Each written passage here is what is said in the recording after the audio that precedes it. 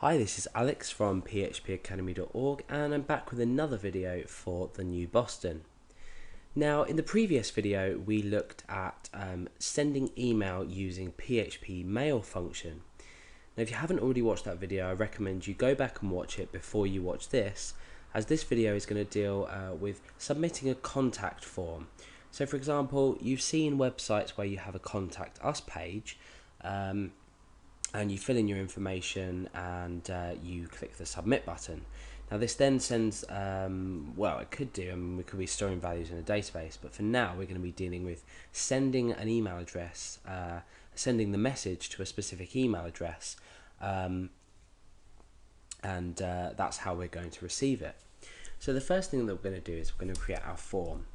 So let's go ahead and say form action equals something and method equals something, and then we end with form. So the form action is going to be index.php, so we're going to be submitting back to the same page. This is going to submit it in post data, so we're going to submit a large amount of data that we don't want to be shown in the URL bar, so we use the post method to send the data in our form. So let's go ahead and set up the form before we start processing our script, or inside PHP. So the first field I'm going to create is name, and and I'm going to break down after this, and I'm going to say input type is text because we're taking a text value for the name, and the name of this is contact name. Okay, now we're going to break down a couple of times, and we're going to say email address, and we're going to break, and we're going to say input type equals text again, name equals contact email.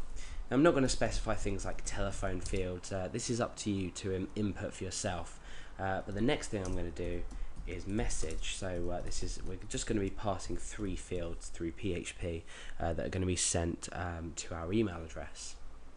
So now message, we're going to put a text area. So a text area is just a large text area that can be typed in. So text area.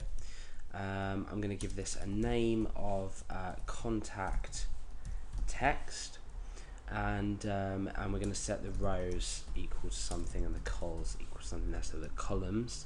So we've got 6 here and say 30 here. That should give us a large enough space to submit our data.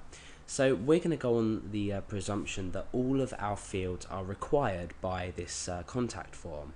So obviously you can chop and change, and within PHP we can make the relevant checks. But for now I'm going to do a couple of breaks down, and I'm going to create our submit button. So it's a type submit, and the value is going to be send. So let's go ahead and save this page, and we can preview this in our browser. So I'm going to refresh the page, so you can see we've got a pretty standard looking contact form. Now it's obviously up to you to change the design of this. You can obviously implement CSS if you know how, pop this into your own design. So for now I'm just starting with the most basic layout. So we can type information into here, and what we want to do is we want to enter different email addresses and our messages, and we're going to test out, we're going to fill in all fields first of all. This is what we need to make sure will happen. So let's go over to back to our file and edit this. Okay, so inside PHP, when this is submitted, the first thing that we want to do is we want to check to see if the form's been submitted. So we need to check that each element is set. So we use the isSet construct, and we say isSet $_post, because remember we're submitting these variables using the post variable, or post method, so we pick them up by $_post. And then inside here we need to specify the first variable that we're passing, and this is contact name.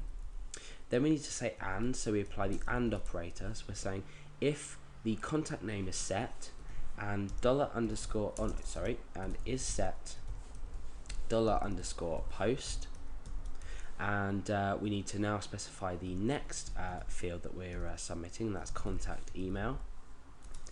Just a word of warning before I continue, we're not actually going to be dealing with email validation, and the reason for this is it's too big and too unnecessary for this tutorial. So there will be another tutorial on my tutorials for the new Boston that will deal with email validation. So go over and have a look at that, and you'll be able to apply this to your contact form.